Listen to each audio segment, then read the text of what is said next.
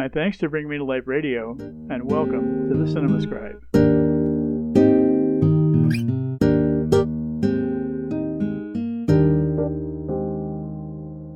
It's not always easy when it comes to doing the right thing.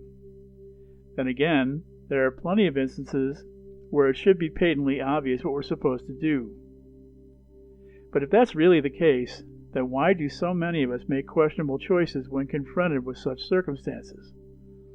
These are among the issues explored in the unusual, new, genre-crossing Icelandic offering, Lamb. For Maria, played by Númi Rapace, and Ingvar, played by Hilmir Snær Gunnarsson, an Icelandic farming couple living in the shadow of the North Atlantic island's remote and imposing mountains, life is rather bleak. They spend their days methodically raising a flock of sheep and planting crops in the rough terrain, going about their work matter-of-factly in a practiced, no-nonsense manner. Beyond that, however, there seems to be little joy in their day-to-day existence, especially when it becomes apparent that the childless couple has experienced a devastating loss, one that they never speak of openly, despite the all-consuming role this tragedy has played in their lives. With the onset of spring and the start of the lambing season, the mood on the farm lightens somewhat with the arrival of newborns to the herd. Their births bring occasional uncharacteristic smiles to the faces of Maria and Ingvar. They're especially pleased that the numbers in their flock have increased impressively over previous years. Glimmers of optimism even appear to sprout. But before long, something unexpected happens, drastically shaking up the couple's normal routine. In fact, the magnitude of this event is so great that it drastically disrupts life on the farm. At this point, I should note that those who wish to be surprised about this bombshell should probably stop listening here, because describing its precise nature could conceivably be construed as a spoiler, a practice in which I ordinarily refuse to engage. However, because this development comes so early in the film and impacts the storyline from this point onward, it's fundamentally difficult to summarize this offering without revealing what transpires at this juncture. With that in mind, then, continue listening at your discretion. Otherwise, switch over to one of my many other archived reviews or read one of my many blogs or 3 published books. To continue, as Maria and Ingvar deliver their latest newborn, a shocked look comes over their faces. Viewers aren't let in on the secret, not only initially, but even for some time thereafter. Nevertheless, it's quite apparent that there's something decidedly different about this birth. What's more, despite the mysterious, almost sinister treatment of this event, Maria and Ingvar seem unexpectedly receptive, almost elated, in response to what's happened.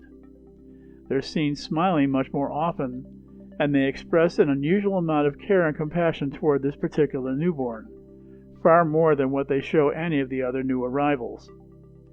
They even assume the nurturing process, moving the little one into their home and raising it like a child.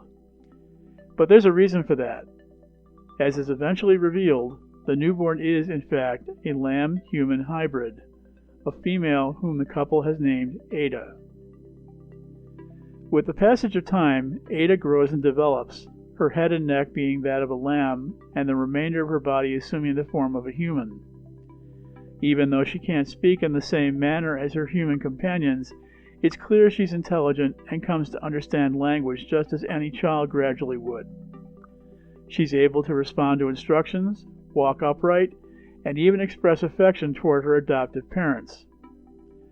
For all practical purposes, Maria and Ingvar treat Ada as their daughter, dressing her in human clothing and treating her like a member of the family. This gives them great joy, the kind that they obviously haven't experienced for some time. However, the sanctity of this unconventional household soon becomes threatened on several fronts. For starters, Ada's birth mother, an evidently aggravated ewe upset that her offspring has been taken away from her, begins exhibiting menacing behavior toward the couple and their trusty herding dog. Maria is particularly troubled by this development, and begins weighing her options for how to respond. Then there's the arrival of Ingvar's brother, Peter, played by Bjorn Hilner Haraldsson, a down-on-his-luck former musician with a seemingly dubious past. He has a history of periodically showing up when he needs something, like money or a place to stay, accommodations and resources that Maria and Ingvar are willing to trade in exchange for help on the farm. In essence, though, he truly is the black sheep of the family. But when he discovers what's going on with Ada, he's appalled, looking upon the circumstances as wholly unnatural. When Peter airs his concerns, Ingvar tells his brother that he's welcome to stay as long as he wants, provided he refrains from interfering in the family's affairs. He begrudgingly agrees to these terms and eventually comes to befriend his niece.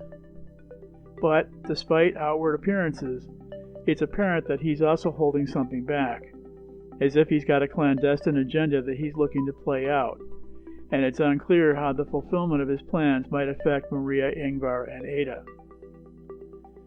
With these elements in place, the stage is set for the unfolding of this modern-day fable. How matters transpire will depend on a variety of factors, including some whose seeds have already been sown, some that arise anew, and all of which assume startling and unanticipated forms. Life down on the farm clearly departs from expectations, including those of both the characters and viewers. No matter how often or how many different ways it may be said, one of life's truisms maintains that, quote, actions have consequences, unquote. We may not always like the implications of that. In fact, we may go out of our way to distance ourselves from the fallout of such circumstances, fruitlessly attempting to rationalize the ramifications into oblivion. But try as we might, they're there nevertheless, and we ultimately have to deal with them, or face the music of our actions. Those actions and resulting consequences are the handiwork of our own making, manifestations that emerge into existence as a result of our thoughts, beliefs, and intents. And even though these ethereal, often imperceptible building blocks of reality may seem patently insubstantial, that's not to suggest that they have no impact, for they are inherently powerful forces for bringing our existence into being in all of its myriad components, for better or worse. If we're to lead peaceful, contented, fulfilling lives, we must never lose sight of this, for if we do, we may suffer some serious blowback. Employing our thoughts, beliefs, and intents to achieve desired goals with no consideration for the consequences can be rife with problems. The unintended side effects alone can be hard to handle once they appear, potentially making our challenges even more difficult than when we embarked on our materialization efforts to begin with. This is a perilous course, to be sure, and for their part, Maria and Ingvar increasingly face the intricacies and complications of that prospect as events unfold. It's just plain common sense that we reap what we sow. We may be able to choose what we wish to create, but we must subsequently accept responsibility for those creations once we bring them into existence, no matter what form those materializations may take. We can't disavow ourselves from what originated with us. In essence, we can't unscramble the egg, no matter how hard we may try, or how justified we might feel in pursuing such a course in the first place. You can call it karma, or payback, or any of a number of other terms, but in the end, the implications are the same in each case. In many ways, it's truly perplexing how someone can't see this when they embark on what is obviously a dubious course. For example, how would Maria and Ingvar feel if a ewe took their child to claim it as her own? As the film so effectively shows in its reaction shots of the mother sheep, we're not dealing with some dumb, emotionless farm animal here. Like any maternal figure, she has a vested stake in protecting the well-being of her offspring, and it's not unreasonable to think she would just give up on that obligation, no matter how lovingly her adoptive human parents might treat the newborn. Regardless of what care and compassion Maria and Ingvar invest in the newborn's upbringing, their decision to proceed as they do is more about what suits them than anything else. They may believe they're doing the right thing, They may even feel justified in what they do in light of their own past circumstances. But in the end, they still fail to ask themselves the core question at the heart of this scenario. Are they acting properly and in everyone's best interest, both for man and beast? At its heart, Lamb is thus a morality play down on the farm, a cautionary tale about the intrinsically intertwined relationship between actions and consequences. It urges us all to think before we act, to avoid the temptation of knee-jerk reactions that may feel good but are questionable at best, to consider the implications of what can result when we pursue a perilously problematic course. This truly is a case where putting thought into our actions up front can save us considerable anguish by failing to do so. This is not to suggest that the film is all deadly serious drama. This deliciously refreshing surprise features an unusual, and I do mean unusual, blend of mystery, horror, folktale, and dark offbeat comedy that will easily tickle those whose funny bones lean toward the strange and macabre. Imagine a contemporary story told in the style of a Grimm's fairy tale, and you've got a pretty good idea what's in store in this stylish, hilarious, creepy, and darkly charming release.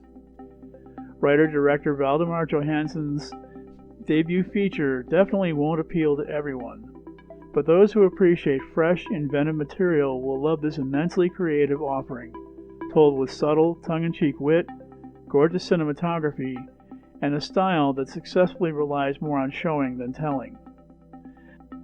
Lamb is indeed further proof that the Icelandic film industry is one of the most innovative on the planet these days, serving up entertaining and thought-provoking offerings that movie communities in other countries can learn a lot from.